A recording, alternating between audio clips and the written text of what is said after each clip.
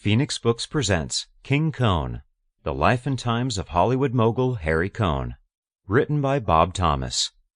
This unabridged performance by John Landis, with foreword by Peter Bart, is copyright 2014 Phoenix Books, and is digitally remastered from the original 2001 New Millennium Entertainment sound recording.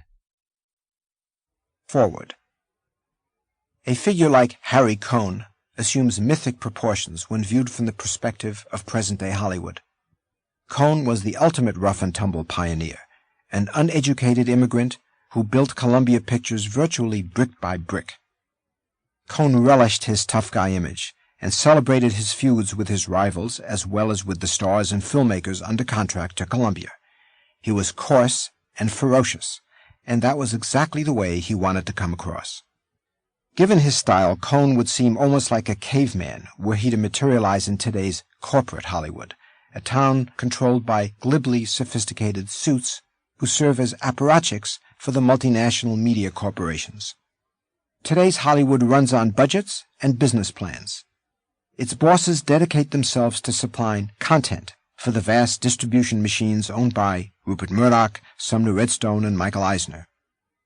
Harry Cohn's dream was to build a vast inventory of talent, writers, directors, and stars who worked under contract to the studio. Today's studios are intent mainly on building an inventory of filmed fodder that can be sliced and diced for the parent company's diverse enterprises that span video, music, cable, and satellite TV, retail stores, and theme parks. Cohn had to make movies to make money.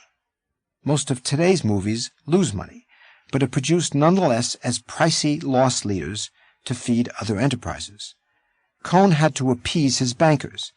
Today's multinationals must cater to investors around the world whose fixation is on quarterly earnings and share prices, not on a blueprint for building an entertainment company. Harry Cohn spent money as though it were his own, and arguably it was. He was gratified to close a deal with a hot young filmmaker like Stanley Kramer, but nonetheless demanded that Kramer's movies cost no more than $980,000.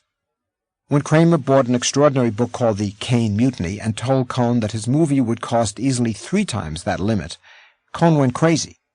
In the end, Kramer brought it in for $2.4 million, and it turned out to be a huge hit. But Cohn was nonetheless relieved when Kramer left the lot.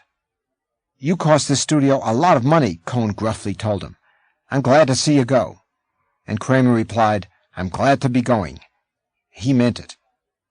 He went on to make many celebrated pictures, most of them for later regimes at Columbia. It is unimaginable. Sample complete. Ready to continue?